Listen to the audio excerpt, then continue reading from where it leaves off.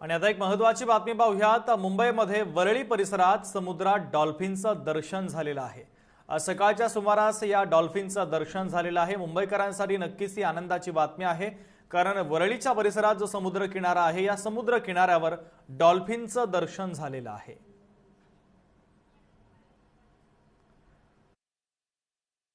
देखील कॅमेऱ्यामध्ये कैद झाली। मुंबईच्या वरळी समुद्रकिनारी सकाळच्या सुमारास डॉल्फिनचं दर्शन झालेलं आहे। डॉल्फिनच्या हालचाली देखील आता कॅमेऱ्यामध्ये कैद झालेल्या आहेत।